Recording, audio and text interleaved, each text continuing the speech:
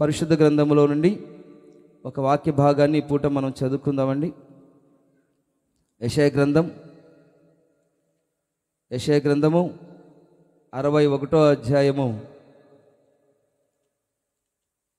యెషయా గ్రంథం 61వ అధ్యాయము 9వ వచనాన్ని చదువుకుందాం. యెషయా గ్రంథం 61వ అధ్యాయము 9వ వచనాన్ని చదువుకుందాం. 9 పైనుంచి చదవండి. జనములలో వారి సంతతి తెలియబడును, జనముల మధ్య వారి సంతానము ప్రసిద్ధి నొందును. వారు యెహోవా ఆశీర్వదించిన జనమని వారిని చూచిన వారందరూ ఒప్పుకుందురు.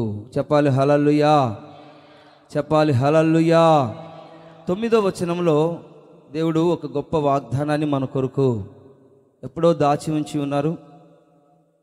ఈ వాగ్దానం చేసిన వాడు నమ్మదగిన సహాయకుడు, తప్పనిసరిగా మాట ఇచ్చి దానిని నెరవేర్చుటకు శక్తి కలిగిన వాడని, సమర్థుడని ఈ దినాన మనం నమ్మాలి.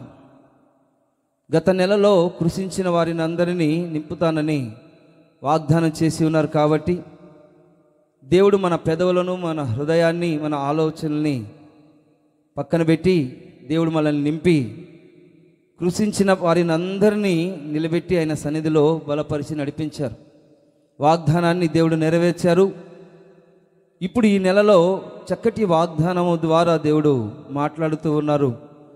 చూడండి, యెహోవా ఆశీర్వదించిన జనమని వారిని చూచిన వారందరూ ఒప్పుకుందురు. హల్లెలూయా. ఈ వాగ్దానమును దేవుడు మన జీవితంలో ఈ నెలలో జరిగించునుగాక, ఆశీర్వదించునుగాక. అందరూ, ఈ అన్యజనులందరూ తెలుసుకునేటట్లుగా ప్రభు సహాయము చేయునుగాక. చెప్పాలి ఆమేన్. చూడండి, వాక్య భాగంలో గమనించినట్లయితే జనములలో వారి సంతతిని తెలియజేయబడుతుంది. ఈ లోకంలో ఎంతోమంది జనములు ఉన్నారు, ఎంతోమంది జనాలు జీవిస్తూ ఉన్నారు. కానీ ఒక ప్రత్యేకమైన రీతిలో దేవుడు ఒక ప్రత్యేకమైన వాగ్దానాన్ని తెలియజేస్తూ ఉన్నారు. జనములలో వారి సంతతి తెలియబడును. మన యొక్క సంతానాన్ని అనేకులకు తెలియజేయబడినట్లుగా, జనముల మధ్యలో వారి సంతానము ప్రసిద్ధి నొందినట్లుగా ఆల్రెడీ దేవుడు ప్రసిద్ధి చేస్తూ వస్తూ ఉన్నారు. ఆల్రెడీ దేవుడు అబ్రహాం మొదలుకొని ఇంతవరకు ఒక ప్రత్యేకమైన జనమని, ఒక ప్రత్యేకమైన మార్గాలలో వీళ్ళు నడిపించబడుతూ ఉన్నారని, వీళ్ళ పద్ధతులు వేరని ఆల్రెడీ దేవుడు ఆశీర్వదించి ఉన్నారు. కానీ మరలా దేవుడు జ్ఞాపకం చేసి ఈ విధంగా దేవుడు మనల్ని ఆశీర్వదించాలని ఆయన కోరుకుంటూ ఉన్నాడు. దేవుడు ఆశీర్వదించారు, ఒక ప్రత్యేకమైన జనముగా దేవుడు మనల్ని ఏర్పాటు చేసుకున్నాడు, మంచిదే. దేవుడు వాగ్దానం చేశాడు, మంచిదే. అందరికంటే ఎక్కువగా ఆశీర్వదిస్తానని చెప్పాడు, అంత బాగానే ఉంది.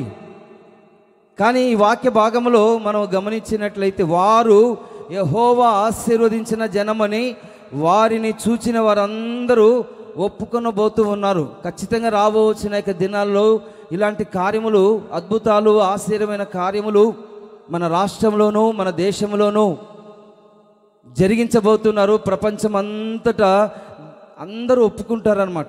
సర్వ శరీరులు ఒప్పుకుంటారు. ప్రతి ఒక్క జాతి జనము ఈ విధంగా నిజమైన దేవుడని, వీళ్ళు పరిశుద్ధమైన జనమని, ఒక ప్రత్యేకమైన ఆశీర్వదించబడిన ఒక ప్రత్యేకమైన వంశము అని అందరూ రాబోతున్న దినాలలో ఒప్పుకుంటారు. ఇప్పటికే ఒప్పుకుంటూ ఉన్నారు, ఇప్పటికే తెలుసు. కానీ ఎవరు ఆశీర్వదించబడిన వారు అనేది మనం తెలుసుకోవాలండి. అందరూ ఒప్పుకోవాలి, అందరూ తెలుసుకోవాలి. యెహోవా ఆశీర్వదించిన జనమని ఇంకా అనేకులకు తెలియజేయబడాలి. ఇలాంటి కార్యాలు, వాగ్దానాలుగానే ఉండకుండా ఈ వాగ్దానాలు నిజముగా ఆయన సన్నిధిలో నెరవేర్చబడినట్లుగా, ఈ వాగ్దానము నెరవేర్చబడినట్లుగా మనము ఏ విధంగా ఆశీర్వదించబడాలి అనేది మనం తెలుసుకోవాలండి. వాగ్దానం మంచిదే, దేవుడు గొప్పవాడే, ఆయన సత్యవంతుడే, అంత బాగానే ఉంది.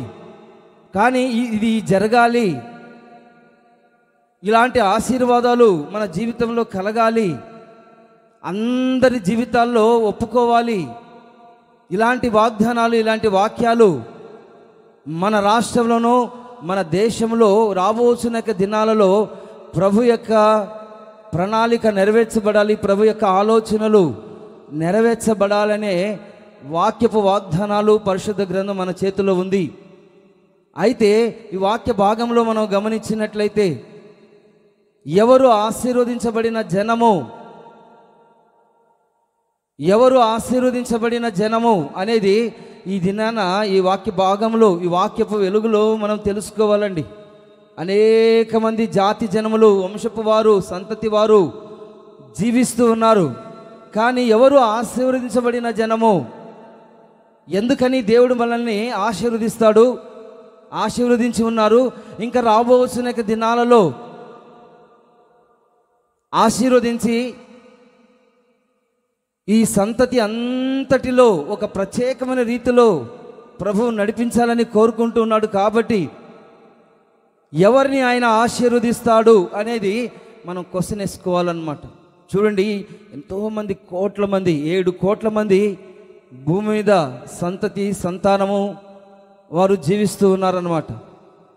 కానీ వీళ్ళన్నిటిలో కంటే చూడండి, యెహోవా ఆశీర్వదించబడిన జనమని వారిని చూచిన వారందరూ ఒప్పుకోవాలి. ప్రైజ్ ది లార్డ్, హల్లెలూయా చెప్పాలి, హల్లెలూయా. ఇది ఎలాంటి ఆశీర్వాదం? ఇది చెప్పండి, ఇది ఎలాంటి ఆశీర్వాదం అండి? వినాలి, ఎలాంటి ఆశీర్వాదం ఇది? ఎలాంటి ఆశీర్వాదం ఇది అనేది మనం ఆలోచించాలి. ఏదో ఆశీర్వదించబడాలి అనేది కాదు, కానీ ఇది ఎలాంటి ఆశీర్వాదము? యెహోవా ఆశీర్వాదము ఐశ్వర్యం ఇస్తుంది.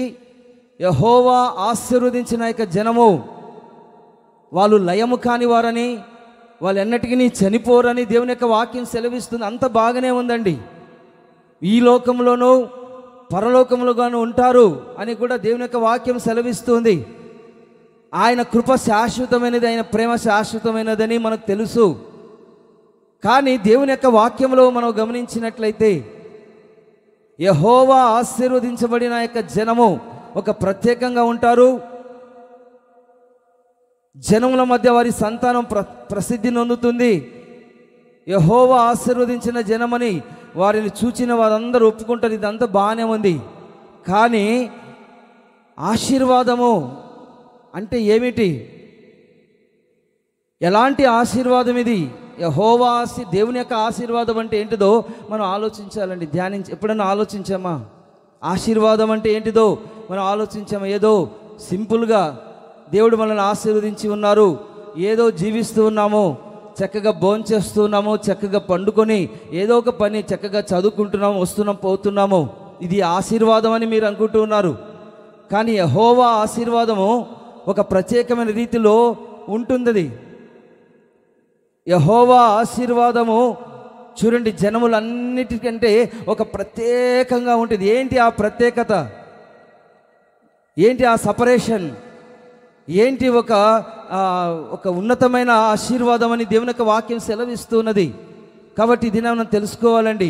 ఈ ఎలాంటి ఆశీర్వాదం ఇది అంటే, ఇది ఎలాంటి ఆశీర్వాదం అంటే వినాలి, ఇది పరసంబంధమైన ఆశీర్వాదము. హల్లెలూయా చెప్పాలి, హల్లెలూయా. ఇది ఎలాంటి ఆశీర్వాదం? ఇది చెప్పాలి, నోరు తెరిచి, అందరు నోరు తెరిచి చెప్పాలి. ఎలాంటి ఆశీర్వాదం ఇది? పరసంబంధమైన ఆశీర్వాదం ఇది. దీని కొరకు మనం ఆశీర్వదించబడాలండి. అంత మాత్రమే కాకుండా ఆత్మ సంబంధమైన ఆశీర్వాదం కూడా ఉన్నది. పరసంబంధమైన ఆశీర్వాదము అంటే పరలోకానికి వెళ్ళే ఆశీర్వాదం మన మీద ఉండాలి. యెహోవా ఆశీర్వాదం.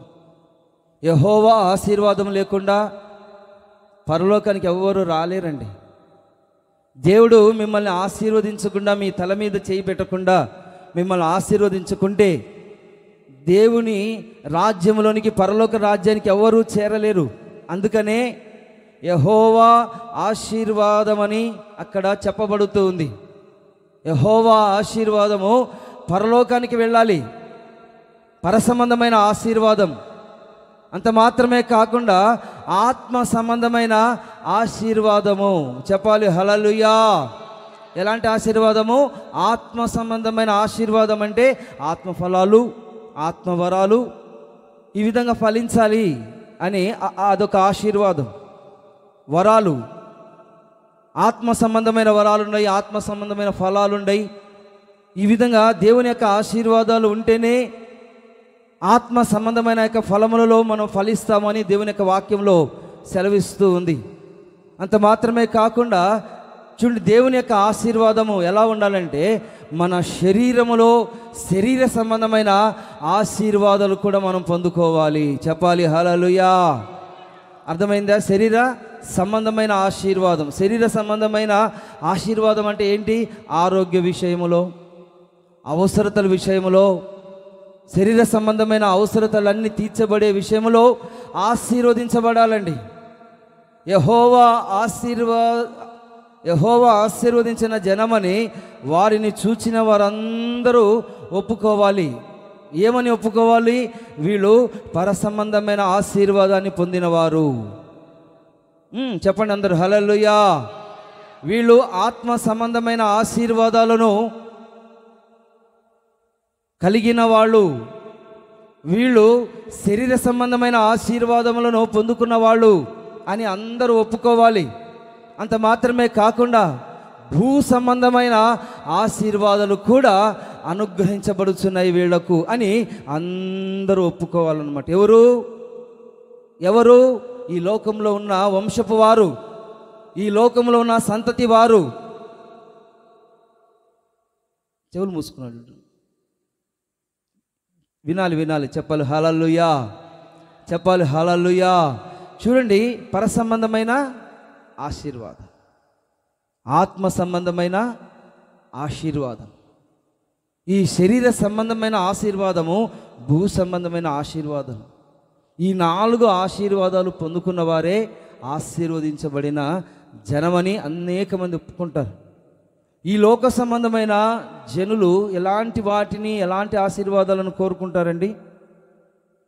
చెప్పాలి. భూ సంబంధమైన ఆశీర్వాదాలు, శరీర సంబంధమైన ఆశీర్వాదాలు, ప్రకృతి సంబంధమైన ఆశీర్వాదాలు మాత్రమే వాళ్ళు కోరుకుంటూ ఉంటారన్నమాట. అయితే మనకు ఒక ప్రత్యేకమైన రీతిలో యెహోవా ఆశీర్వదించిన జనమని వారిని చూచిన వారందరూ ఒప్పుకోవాలంటే మనము పరసంబంధమైన ఆశీర్వాదముల చేతను, ఆత్మ సంబంధమైన ఆశీర్వాదముల చేతను, భూ సంబంధమైన, శరీర సంబంధమైన, ప్రకృతి సంబంధమైన ఆశీర్వాదాలన్నిటిని మనం పొందుకునేటట్లుగా ఈ దినాన మనమందరం ఆశీర్వదించబడాలి. చూడండి, ఎవరికి ఆసక్తి లేదు. ఇక్కడే ఉంటారా మీరు? ఇక్కడే ఉండి దేవుని యొక్క ఆశీర్వాదాలు పొందకుండానే చనిపోతారా? చెప్పండి హల్లెలూయా. దేవుడు నన్ను ఆశీర్వదించాలని కోరుకున్న ప్రతి ఒక్కరిని దేవుడు ఆశీర్వదించునుగాక. చెప్పాలి హల్లెలూయా. ముద్దు ముఖాలుగా ఉన్నారు యవనస్తులారు, చెప్పండి హల్లెలూయా. నువ్వేరా? చెప్పండి హల్లెలూయా. అందరు చెప్పండి హల్లెలూయా. చేతులెత్తి ఎంతగా మిమ్మల్ని ప్రోత్సహించాలండి, ఎంత శక్తి కావాలి. మీరు హల్లెలూయా చెప్పరు, తర్వాత ఆసక్తిగా ఉండరు. దేవుని యొక్క వాక్యం మన మీద వర్షం వలె కుమ్మరించబడుచు ఉండగా, బోడిగుండు మీద నీళ్లు జారిపోయినట్లుగా కాకుండా ఈ దినాన దేవుని యొక్క వాక్యం చెప్పుచూ ఉండగా, ప్రార్థన చేస్తూ ఉండగా, దేవుని యొక్క మందిరానికి వచ్చిన నీవు ఒకవేళ ఆశీర్వదించబడకుండా వ్యర్థుడైపోకుండానట్లుగా దైవ సేవకులు ప్రార్థన చేస్తూ ఉన్నారు. దేవుడు ఒక ఆలోచన కలిగి ఉన్నాడు. కాదు, మనము ఆసక్తి లేకపోతే మనం ఆశీర్వదించబడిన యొక్క జనముగా ఉండకుండా ఇది నా సామాన్యమైన మానవుల వలె జీవించి ఈ అనంత లోకాల్లో కలిసిపోయే పరిస్థితులు ఎదురవుతాయి. కాబట్టి దేవుని యొక్క వాక్యం మనల్ని దర్శించుచూ ఉండగా దేవుని యొక్క వాక్యం మీ వద్దకు వచ్చుచూ ఉండగా, దేవుని యొక్క వాక్యము ఎవరి వద్దకు వస్తుందో వారు దైవములని దేవుని యొక్క వాక్యం సెలవిస్తూ ఉన్నది. కాబట్టి దినాన దేవుని యొక్క వాక్యాన్ని బాగా గ్రహించి అర్థం చేసుకొని నేను ఆశీర్వదించబడిన యొక్క జనముగా మార్చబడాలి, ఆశీర్వదించబడిన ఆత్మ సంబంధమైన జనముగా మార్చబడాలి అని శరీర సంబంధమైన ఈ ప్రకృతి సంబంధమైన ఆశీర్వాదాలను పొందుకోవాలి అని ఎవరైతే ఆలోచనలు కలిగి ఉంటున్నారో వాళ్ళందరినీ ఆశీర్వదించడానికి ఆయన సిద్ధ మనసు కలిగి ఉన్నాడు. ఆయన నిన్న నేడు రేపు ఒకే రీతిగా ఉన్నాడు. ఆయన పక్షపాతము లేని దేవుడు. ఆయన చూడండి, అబ్రహామును ఆశీర్వదించిన దేవుడు, మన పితరులను ఆశీర్వదించిన దేవుడు. ఈ దినాన మన మధ్యలో ఆయన ఆత్మస్వరూపిగా ఉంటూ ఉండగా మనము ఎలా ఉన్నామో ఒక్కసారి ఆలోచించుకొని దేవుని యొక్క సన్నిధిలో ఆసక్తి కలిగి ఆశీర్వదించబడిన యొక్క జనముగా మార్చబడాలనే ఒక తీర్మానముతో ఈ దినాన మనం ప్రార్థన చేసుకోవాలి. ప్రార్థన ఆలకించిన దేవుడు నేను ఆశీర్వదించి ఆయన నిండైన మనస్సుతో నిన్ను దీవించాలని కోరుకుంటున్నారు. ఎవరిని ఆయన ఆశీర్వదిస్తారు, ఎవరిని ఆయన ఆశీర్వదిస్తారు అనేది మనం తెలుసుకోవాలండి. ఎవరిని ఆయన ఆశీర్వదిస్తారు, ఎవరు ఆయన ఆశీర్వదించబడిన యొక్క జనముగా మార్చబడతారు అని దేవుని యొక్క వాక్యపు వెలుగులో మనం గమనించినట్లయితే ఆది కాండము 26వ అధ్యాయము, ఆది కాండములో 26వ అధ్యాయంలో 12వ వచనంలో ఆ వాక్య భాగాన్ని మనం చదువుకుందాము. ఇస్సాకు ఆ దేశమందున్న వాడై విత్తనమును వేసి ఆ సంవత్సరము 100 ఫలము పొందెను.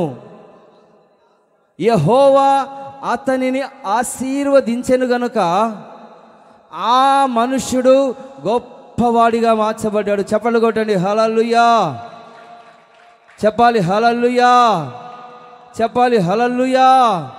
చూడండి, ఇస్సాకును గురించి దేవుని యొక్క వాక్యం సెలవిస్తున్నదంటే, ఇస్సాకు ఆ దేశమందున్న వాడై విత్తనమును వేసి, ఏమేశాడంటే ఇస్సాకు, చెప్పండి నోరు తెరిచి, ఏమేశాడు? విత్తనమును వేసి. నోరు తెరిచి చెప్పండి, విత్తనము వేసి ఆ సంవత్సరము 100 ఫలము పొందెను. యెహోవా అతనిని ఆశీర్వదించెను గనుక ఆ మనుషుడు గొప్పవాడిగా మార్చబడ్డాడు. చెప్పాలి, హల్లెలూయా హల్లెలూయా. కాబట్టి ఈ దేశంలో మనం ఉన్నాం. ఏ దేశంలో మనం ఉన్నాము? చెప్పండి, ఏ దేశంలో మనం ఉన్నాము? భారత్. ఆ దేశం కూడా గుర్తులేదా? చెప్పండి, మన దేశం పేరేం పేరు? భారతదేశము. భారతీయులం మనం. ఈ భారతదేశంలో ఉంటున్న మనము ఆశీర్వదించబడాలి, 100 ఫలాలు మనం పొందుకోవాలి, గొప్పవారిగా మన పిల్లలు మనము దీవించబడాలి, మనము దీవించబడాలి, మన పిల్లలు ఆశీర్వదించబడాలి. అంటే విత్తనము వేసి అని అక్కడ రాయబడింది అన్నమాట. ఇస్సాకు ఏం చేశాడంట?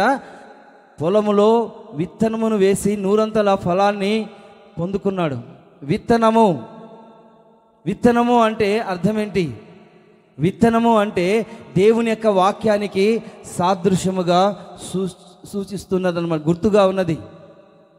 దేవుని యొక్క వాక్యము గుర్తుగా ఉన్నది. చూడండి, ఆ దినాన ఇస్సాకు విత్తనమును ఎలా వేశాడు, ఎలాంటి ఆలోచనతో విత్తనాన్ని వేశాడు, ఎలాంటి ప్రణాళికలు కలిగి విత్తనాన్ని వేశాడు. అందరూ వేస్తున్నారు విత్తనాలు, అందరూ వేస్తున్నారు ఈ లోకంలో విత్తనాలు, ప్రపంచంలో పొలములో విత్తనాలు. ప్రతి ఒక్క వ్యవసాయదారుడు, ప్రతి ఒక్కరు విత్తనాలు వేస్తూ ఉన్నారు. కానీ ఇతను ఎలా వేశాడు విత్తనాన్ని, ఎలా వేశాడు ఆ విత్తనాన్ని అనేది మనము ఈ దినాన మనం జ్ఞాపకము చేసుకోవాలండి. ఒక ప్రత్యేకమైన ఆశీర్వాదాలు పొందుకోవాలి అని మనం గమనించినట్లయితే, యెహోవా అతనిని ఎందుకు ఆశీర్వదించాడు? విత్తనమును వేశాడు, 100 ఫలాన్ని పొందుకున్నాడు, గొప్పవాడిగా మార్చబడ్డాడు. చూడండి, అతని ఆశీర్వాదమును చూసి జనులందరూ అసూయపడ్డారు, అతన్ని చాలా ఇబ్బంది పెట్టారు, కలహమాడారు. కానీ ఇస్సాకు మాత్రం కలహమాడకుండా, ఎందుకంటే అతనికి ఒక దర్శనం ఉన్నది, ఒక విశ్వాసం ఉన్నది, ఒక గురి ఉన్నది. ఈ విత్తనము ఎలాంటి విత్తనము వేస్తే దేవుడు నన్ను ఆశీర్వదిస్తాడని ఒక జ్ఞానం ఉన్నది, ఒక వివేకం ఉన్నది. అందుకనే ఇస్సాకు ఏం చేస్తూ ఉన్నాడంటే, విత్తనము వేసేటప్పుడు అందరూ వేసినట్లుగా కాకుండా ఇతను ప్రార్థనాపూర్వకంగా దేవుని యొక్క సన్నిధిలో ఆ విత్తనాన్ని వేస్తూ ఉన్నాడు. విత్తనం అంటే దేవుని యొక్క వాక్యము గుర్తు. ఎలా వేయాలి ఈ విత్తనము, ఎక్కడ వేయాలి? మన హృదయం అనే ఈ హృదయములో దేవుని యొక్క వాక్యము, దేవుని యొక్క వాక్యాన్ని మనం ఏం చేయాలంటే విత్తనమును వేయాలి. దేవుని యొక్క వాక్యాన్ని మన హృదయములో వేసినట్లయితే యోగ్యమైన మంచి మనస్సుతో, శుద్ధ హృదయముతో, మంచి మనస్సుతో చూడండి, విత్తనమును ఇస్సాకు వేసి ఉన్నాడు కాబట్టి నూరంతల యొక్క ఫలాలని ఫలించినట్లుగా దేవుని యొక్క వాక్యము సెలవిస్తున్నది. కాబట్టి ఈ దినాన చాలామంది ఉన్నాము, చాలామంది విత్తనాలు వేస్తూ ఉన్నారు.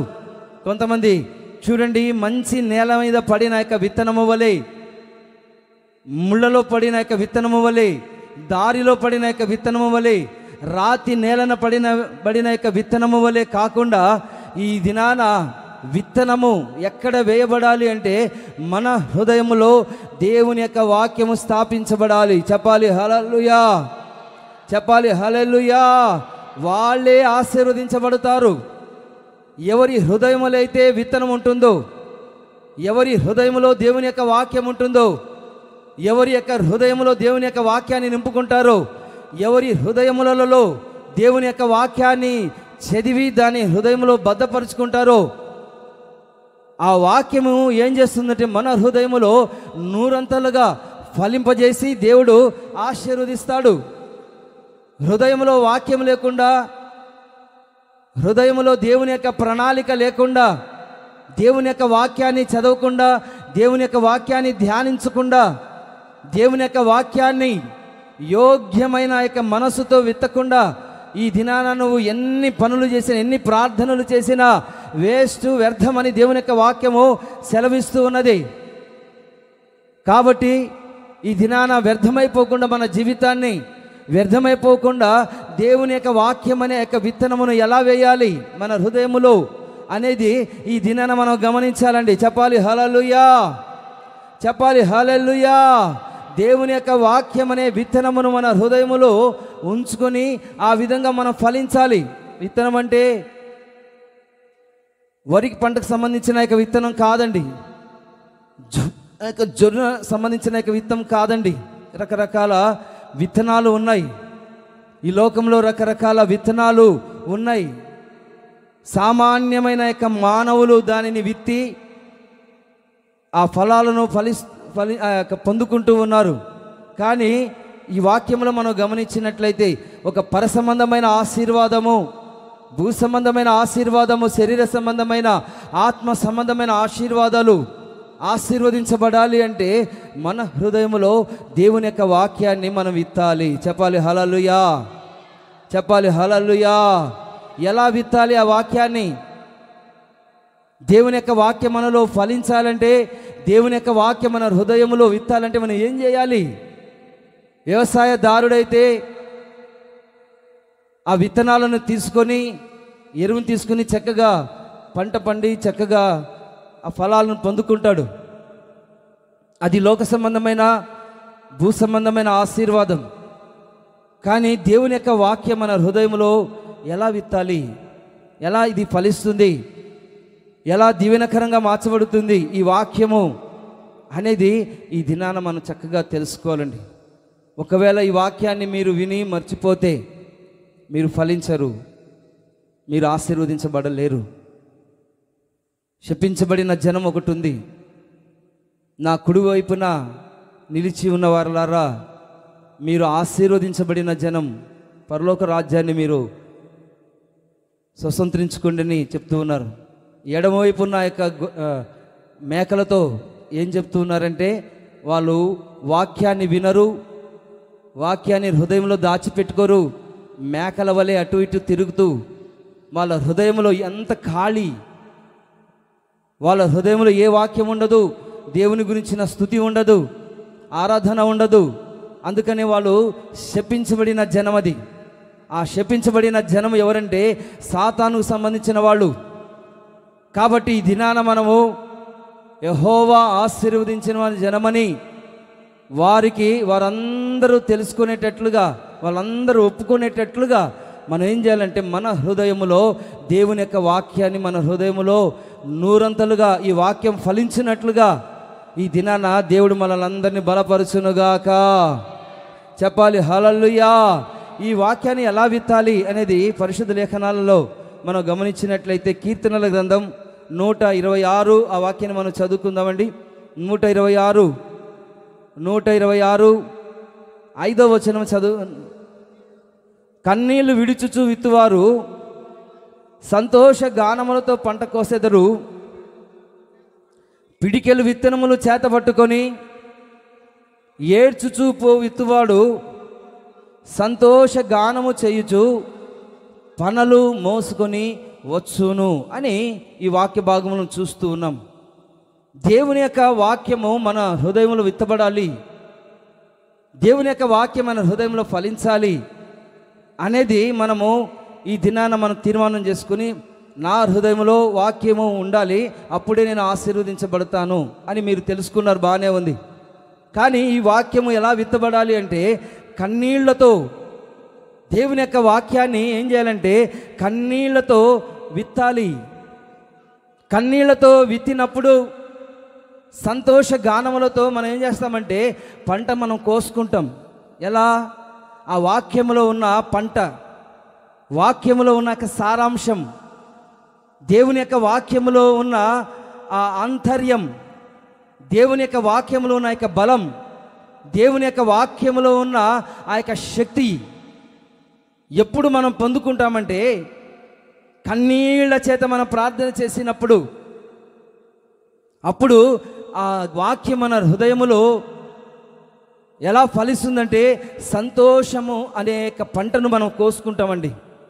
పిడికెలు విత్తనములు చేతపట్టుకొని ఏడ్చుచూ విత్తువాడు అంటే పిడికెలు విత్తనములు అంటే ఒక చిన్న వాక్యమే, చిన్న వాక్యము మన హృదయములో అది ఫలించి అభివృద్ధి పొంది దానిని చేతపట్టుకొని మనం ఏడ్చుచు ప్రభువా ఈ వాక్యం ఇలా ఉన్నది కదా, ఈ వాక్యం ఇలా చెప్పబడుచు ఉన్నది కదా అని మనం కన్నీళ్ల చేత మన ప్రార్థన చేసి మనం ఏం చేయాలంటే ఆ విధంగా విత్తినప్పుడు, మన హృదయంలో దేవుని యొక్క వాక్యాన్ని విత్తినప్పుడు సంతోషము గానము అనే పనలు మనం కోసుకొని ఆ సంతోషముతో పరలోక రాజ్యానికి వెళ్తాం.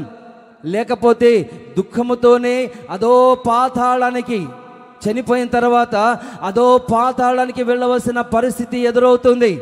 అందుకనే పరిశుద్ధాత్మ దేవుడు దైవ సేవకులను ప్రేరేపించి ప్రభువు మీతో సూటిగా తేటగా సరికొత్త విధానములో, సరికొత్త కోణములో, సరికొత్త ఆలోచనల చేత పరలోకము నుండి చూడండి దేవుని యొక్క వాక్యము మీకు ప్రకటించబడుచు ఉండగా మీరు ఈ చెవిలో విని ఆ చెవిలో వదిలిపెట్టకుండానట్లుగా ఈ దినాన ఈ వాక్యము మీ హృదయములలో ప్రతి విత్తనము నూరంతలుగా ఫలించునుగాక. చెప్పాలి హల్లెలూయా, చెప్పాలి హల్లెలూయా. యెహోవా ఆశీర్వదించబడిన జనమని అందరూ ఒప్పుకోవాలంటే మీ హృదయంలో ఏముండాలి? చెప్పండి, చెప్పండి, అందరూ చెప్పండి. చెప్పండి పిల్లలారా, ఏముండాలి? వాక్యము. వాక్యం ఏముండాలి? మన హృదయములో ఉండాలి. చెప్పబడిన ప్రతిదీ, వినిన ప్రతిదీ మన హృదయంలో ధ్యానించుకుంటూ ఉండాలన్నమాట. ఎలా అంటే కన్నీళ్ల చేత. ఇప్పుడు నువ్వు కన్నీళ్ల చేత, దుఃఖము చేత దేవుని మందిరానికి వచ్చి ఉండవచ్చు. కానీ దేవుని యొక్క వాక్యం నీ హృదయంలో ఉన్నట్లయితే, దేవుని యొక్క వాక్యము విత్తబడి నీ హృదయంలో ఆ యొక్క ఫలించినట్లయితే, ఆ వాక్యం రాబోచిన దినాలలో నూరంతలుగా ఇస్సాకును ఆశీర్వదించిన దేవుడు మన జీవితాన్ని ఆయన ఆశీర్వదించి కన్నీళ్లతో ప్రార్థనా జీవితం, ఎండిపోయిన భూమిలో ఇస్సాకు ఫలించాడండి. ఎండిపోయిన ఆ యొక్క జీవితం ఎండిపోయిన పరిస్థితి, ఒకే ఒక్క విత్తనం వేశాడు ప్రార్థనాపూర్వకంగా. ఒకే ఒక్క విత్తనము, చిన్న విత్తనము ఎలా ఉంటుంది? చాలా చిన్నదిగా ఉంటుంది, కానీ అనేక రకములైన విస్తారమైన పంట కోసుకుంటాడు వ్యవసాయదారుడు. ఆ విధంగా మనము కూడా ఈ యొక్క చిన్న వాక్యము మన హృదయంలో ఫలించి, చూడండి, ఫలించి నూరంతలుగా ఫలించి దేవుని యొక్క ఆశీర్వాదాలు కుమ్మరించబడినట్లుగా ప్రతి ఒక్క హృదయములలో, నా హృదయములు, నీ హృదయములోను దేవుని యొక్క వాక్యము ఫలించునుగాక. చెప్పాలి హల్లెలూయా, చెప్పాలి, సంతోషంగా చెప్పాలి హల్లెలూయా. కన్నీళ్లతో దేవుని యొక్క వాక్యాన్ని మనం చదవాలి. విరిగిన మనస్సు, నలిగిన హృదయముతో దేవుని యొక్క వాక్యాన్ని మనం చదవాలి. ఆ వాక్యాన్ని మన హృదయంలో ఉంచుకోవాలి. ఈ సాతానుగాడు దేవుని యొక్క వాక్యం మన హృదయంలో ఉండకుండానట్లుగా మన ఆలోచనలు, మన మనస్సును, మన జీవితాన్ని చెరిపి దేవుని యొక్క వాక్యం జ్ఞాపకము లేకుండానట్లుగా చేసి, దేవునికి దూరం చేసి, దేవుని యొక్క ఆశీర్వాదాలు పొందకుండా దేవుని యొక్క ప్రేమకు, దేవుని యొక్క కృపకు దూరం చేసి ఈ దినాన మన జీవితంలో వాడు పన్నాగాలు పన్నుతూ ఉన్నాడు. వాని తంత్రమును మనం గుర్తెరిగి ఈ దినాన వాక్యం అనే యొక్క ఖడ్గము ద్వారా ఈ దినాన ప్రతిదీ మనం జయించినట్లుగా ప్రభు సహాయము చేయునుగాక. ఆత్మ ఖడ్గము దేవుడు మనకందరికీ అనుగ్రహించునుగాక. హల్లెలూయా. ఎందుకంటే మనుష్యుడు రొట్టె వలన మాత్రమే కాదు, కానీ దేవుని నోట నుండి వచ్చిన ప్రతి మాట వలన జీవిస్తాడు. చెప్పాలి హల్లెలూయా, హల్లెలూయా. చూడండి, ఈ లోకములో మనము రొట్టె వలన జీవిస్తాం. ఆహారం తింటేనే కానీ మనకు బలం ఉండదు. త్రాగుతేనే కానీ, నీళ్లు, ఆహారం త్రాగుతేనే కానీ మనకు బలం ఉండదు, శరీర సంబంధమైన బలం ఉండదు. కానీ పరలోకంలో మనం జీవించాలంటే ఈ లోకంలో ఉంటున్న మనము ఒక్క రొట్టె వలన మాత్రమే కాదండి, దేవుని నోట నుండి వచ్చుచున్న ప్రతి మాటను మన హృదయంలో ఉన్నట్లయితే మనము నిరంతరము జీవిస్తాం. లేదు, చప్పట్లు కొట్టలేదే. హల్లెలూయా, చెప్పాలి హల్లెలూయా. కాబట్టి దేవుని నోట నుండి ప్రతి మాట అది ఆత్మ సంబంధమైనది, శరీర సంబంధమైనది కాదండి. అది ప్రకృతి సంబంధమైనది కాదు, తర్వాత భూ సంబంధమైనది కాదు. ఈ పరిశుద్ధ గ్రంథములో చెప్తున్న ప్రతి మాట అది దేవుని యొక్క నోట నుండి వచ్చిన ప్రతి మాట అని మీరు విశ్వసించి నమ్మి చదవండి. అది మీ ఆత్మకు ఆహారమై ఉంటుంది. పరిశుద్ధ లేఖనాలలో మనం గమనించినట్లయితే యేసుప్రభువు చెప్పాడు, ఆయన వాక్యము ద్వారానే, ఆత్మ ఖడ్గము ద్వారానే సాతానును జయించాడండి. ఆయన నోట నుండి ప్రతి మాట మనల్ని జీవింపజేస్తుంది. శరీరం కేవలం నిష్ప్రయోజనం, ఆత్మయే జీవింపజేస్తుంది. ఆత్మ అంటే ఏంటి? ఆత్మ అంటే అర్థం ఏంటంటే దేవుని యొక్క వాక్యమే పరిశుద్ధాత్మ దేవుడై ఉన్నాడు. దేవుని యొక్క వాక్యమే పరిశుద్ధాత్మ దేవుడే వాక్యమే యెహోవా తండ్రి. కాబట్టి ఈ పరిశుద్ధ లేఖనాలలో నుండి ప్రతి మాట మనల్ని బ్రతికింపజేస్తుంది, మనల్ని జీవింపజేస్తుంది, ఫలింపజేస్తుంది, ఆశీర్వదిస్తుంది అన్నమాట. వాక్యమే మనల్ని ఆశీర్వదిస్తుంది.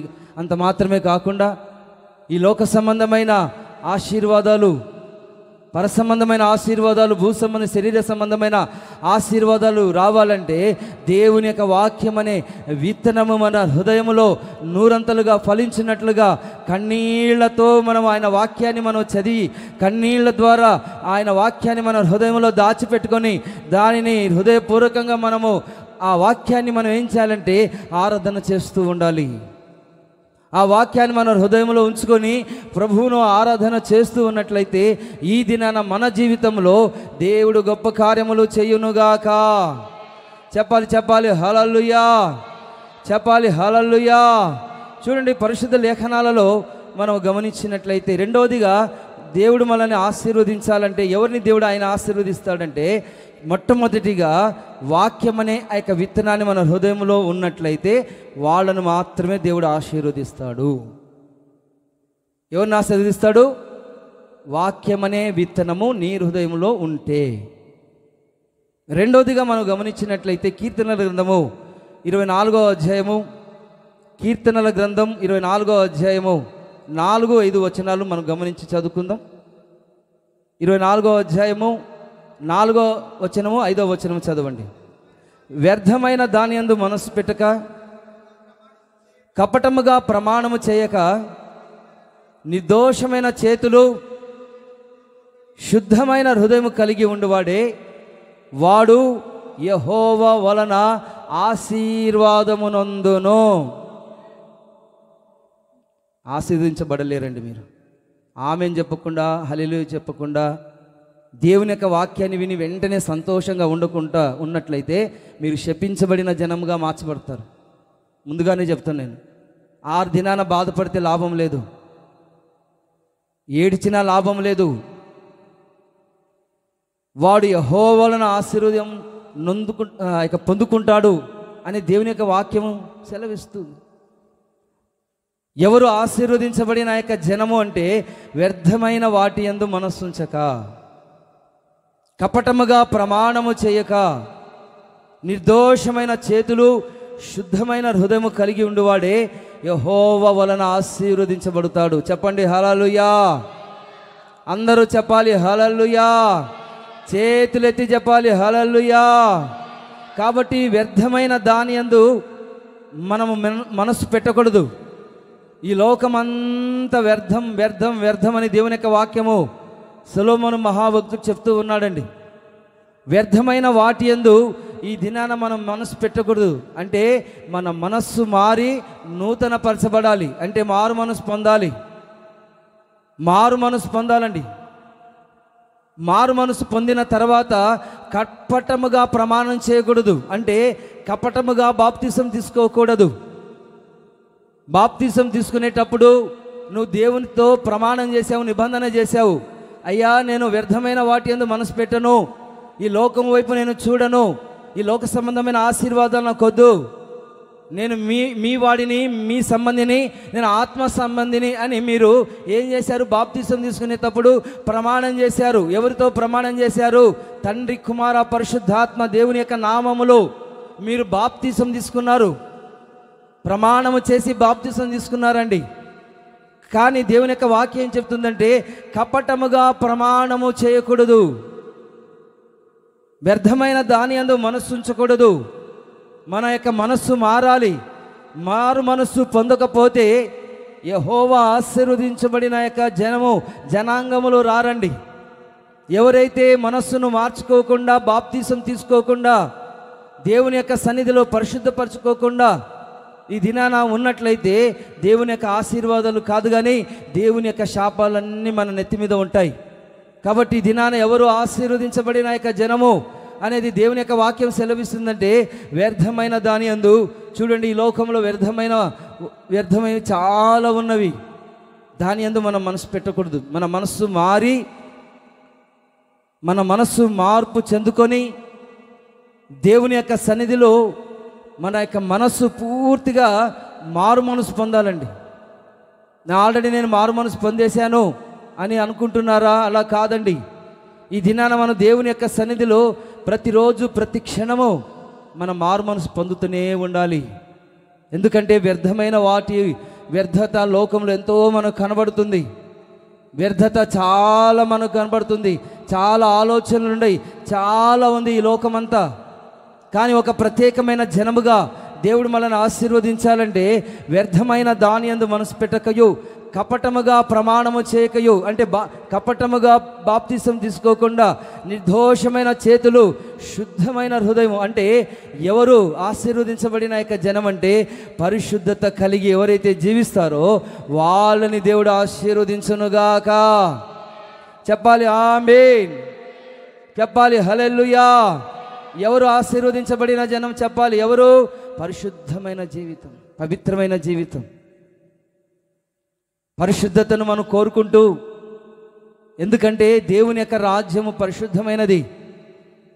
మన ప్రభు అయిన యేసుక్రీస్తు పరిశుద్ధుడు. ఆయన 10,000లో అతి కాంక్షణీయుడు, పరిశుద్ధతలో మహనీయుడు, ఆయన నీతిమంతుడు, ఆయన నిర్దోషం కలిగిన వాడు, పరిశుద్ధుడు. ఆ పరిశుద్ధత వలననే ఈ యొక్క భూమి దాని సంపూర్ణత కలిగింది. ఆయన పరిశుద్ధుడు కాబట్టి భూమిని నిర్మించగలిగాడు. ఆయన పరిశుద్ధుడు కాబట్టి ఆయన మనల్ని నిర్మించి ఉన్నారు కాబట్టి, ఆయన జ్ఞానం మనలో ఉన్నది కాబట్టి చూడండి, ఈ సెల్ ఫోను కనిపెట్టారండి.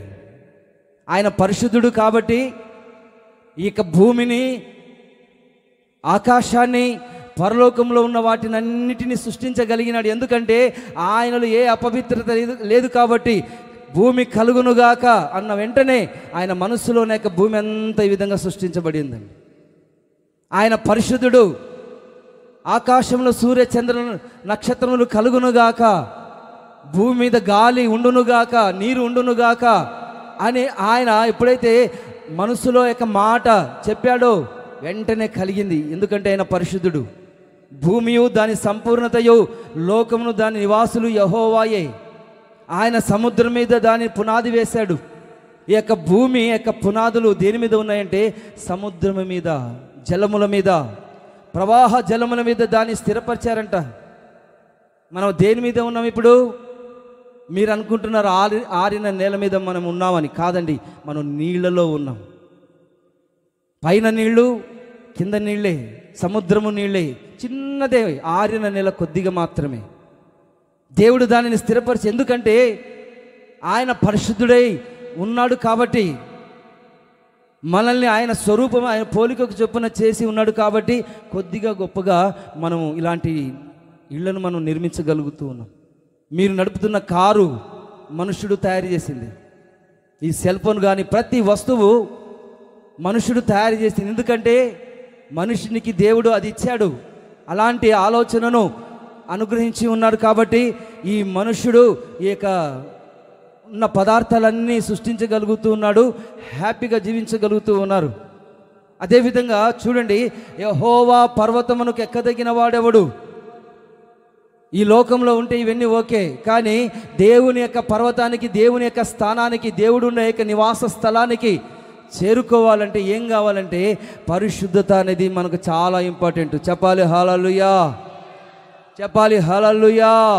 నిర్దోషమైన చేతులు, చూడండి 4వ వచనం చివరి భాగంలో, నిర్దోషమైన చేతులను శుద్ధమైన హృదయము కలిగిన వాడే వాడు యెహోవా వలన ఆశీర్వాదమునందును. నిర్దోషమైన చేతులు, ఎవరైతే నిర్దోషమైన చేతులతో ఈ యొక్క ప్రభు బల్లార్ధనలు పాలు పొందుకుంటారో, నిర్దోషమైన శుద్ధమైన హృదయం కలిగి ఈ ప్రభు బల్లార్ధనలో పాలు పొందుకుంటారో యెహోవా వాళ్ళని ఆశీర్వదిస్తారు. అలా చూస్తున్నారు మొద్దు మొహాలు. చెప్పండి హల్లెలూయా, హల్లెలూయా, చెప్పాలి హల్లెలూయా. యెహోవా ఎవరిని ఆశీర్వదిస్తారంట? శుద్ధమైన హృదయము. పరిశుద్ధత లేకుండా ఎవరునూ ప్రభువును చూడలేరన్నమాట. చెప్పుచున్న మనకైనా, వింటున్న మీరైనా దేవుని యొక్క సన్నిధిలో పరిశుద్ధత పరిశుద్ధత పరిశుద్ధత కలిగి జీవించాలి. ప్రతి విషయంలో, చూపులోను, ప్రవర్తనలోను, హృదయ ఆలోచనలన్నిటిలో మన హృదయములు, ప్రాణ, ఆత్మ, శరీరములు పరిశుద్ధపరచుకోవాలి, పవిత్రపరచుకోవాలి. దేవుని యొక్క సన్నిధిలో శుద్ధీకరించుకోవాలి. శుద్ధీకరించకుండా, శుద్ధీకరణ కూటానికి రాకుండా, శుద్ధిపరచబడకుండా దేవుని యొక్క సన్నిధిలో ఆశీర్వదించబడలేవు. కాబట్టి ఈ దినాన చాలామంది దేవుని యొక్క ఆశీర్వాదాలకు, ప్రభు బల్లార్ధనకు దూరం అయిపోతూ ఉన్నారు. ఎందుకంటే వాళ్ళు శపించబడిన అనుభవాలలో జీవిస్తూ ఉన్నారు. ఆ శపించబడిన అనుభవాలలో కాకుండా ఈ దినాన మనం ఆశీర్వదించబడాలి. దేవుని యొక్క ఆశీర్వాదాలు పొందుకోవాలంటే పరిశుద్ధమైన జీవితాన్ని జీవించినట్లుగా దేవుడు మనల్ని అందరిని ఆశీర్వదించునుగాక. ఆమేన్, హల్లెలూయా, హల్లెలూయా. ప్రతిష్టత అంటే, పరిశుద్ధత అంటే ప్రతిష్టత. ప్రతిష్టత అంటే ఒక ప్రత్యేకమైన జీవితము, ఒక ప్రత్యేకమైన జీవితాన్ని జీవించాలి. ఒక ప్రత్యేకమైన డ్రెస్ ఉండాలి నీకు, ఒక ప్రత్యేకమైన పద్ధతి నీకు ఉండాలి. ఒక ప్రత్యేకమైన జీవితాన్ని జీవించినప్పుడే లోకంలో కలిసిపోకుండా నీ అధికారులతో, రాజకీయ నాయకులతో, నీ స్నేహితులతో, నీ బంధువులతో మారు మనసు పొందకుండా ఈ లోక సంబంధమైన ఆచారాలు, ఈ లోక సంబంధమైన అపవిత్రమైన మార్గాలలో నడిపించబడుతున్న వారితో కలిసి నువ్వు స్నేహం చేసి చెడు సహవాసాలు చేసినట్లయితే నీలో పరిశుద్ధత ఉండదు. కాబట్టి ఆయనతో సహవాసం చేస్తూ ఒక ప్రత్యేకమైన మధురమైన జీవితాన్ని నువ్వు జీవించాలండి. నీతో నా జీవితం సంతోషమే, నీతో నా అనుబంధం మాధుర్యమే. హల్లెలూయా చెప్పాలి, హల్లెలూయా. ఆయనతో నువ్వు సంతోషకరమైన జీవితం, మధురమైన జీవితం, మాధుర్యమైన జీవితం, ఆయనను చూసి నువ్వు స్ఫూర్తి పొంది ఈ దినాన కృప పొందిన వాడవై, కృప పొందుకున్న దానవై దేవుని యొక్క సన్నిధిలో ఒక పరిశుద్ధత కలిగిన వారే ఆశీర్వదించబడిన జనమని దేవుని యొక్క వాక్యం సెలవిస్తూ ఉండగా ఈ దినాన ప్రతిష్ఠించుకోవాలి. దేవుని యొక్క సన్నిధిలో ఒక ప్రత్యేకమైన ప్రతిష్టతను ఈ దినాన మనం సమర్పణ కలిగిన జీవితాన్ని సజీవ యాగముగా ఆయన సన్నిధిలో సమర్పించుకొని నువ్వు జీవించినట్లయితే కష్టమైన, నష్టమైన, బాధ అయినా, ఇరుకైన, ఇబ్బంది అయినా, ఎలాంటి పరిస్థితులైనా ప్రభువును మనం విడిచిపెట్టకుండా ఎంతటి శ్రమ శోధనలన్నింటి కూడా మనం పరిశుద్ధతను మనం కాపాడుకొనొచ్చు, పవిత్రతను మనం కాపాడుకొనొచ్చు. మనల్ని మనమే ఆయన సన్నిధిలో సమర్పించుకొని దేవుని యొక్క సన్నిధిలో ఉన్నట్లయితే ఆ ప్రార్థనను దేవుడు ఆలకించి ఆ పరిశుద్ధమైన జీవితం కలిగిన వారిని దేవుడు ఆశీర్వదిస్తాడు. కాబట్టి అలాంటి ఆశీర్వాదాల కొరకు ఈ దినాన మనం ఎదురు చూడాలి. చెప్పాలి హల్లెలూయా, చెప్పాలి హల్లెలూయా, చెప్పాలి హల్లెలూయా. కాబట్టి ఇలాంటి ఆశీర్వాదాలు మనం పొందుకొని ప్రభు సన్నిధిలో మనం తీర్మానంతో మనం ముందుకు సాగాలండి. ఒకటేంటంటే చెప్పాలి, ఎవరు ఆశీర్వదించబడిన జనం? విత్తనమును వేసి ఇస్సాకు నూరంతలుగా ఫలించాలి. విత్తనం అంటే ఏంటి? దేవుని యొక్క వాక్యము మన హృదయంలో ఫలించాలి. అలాంటి వారినే దేవుడు ఆశీర్వదిస్తాడు.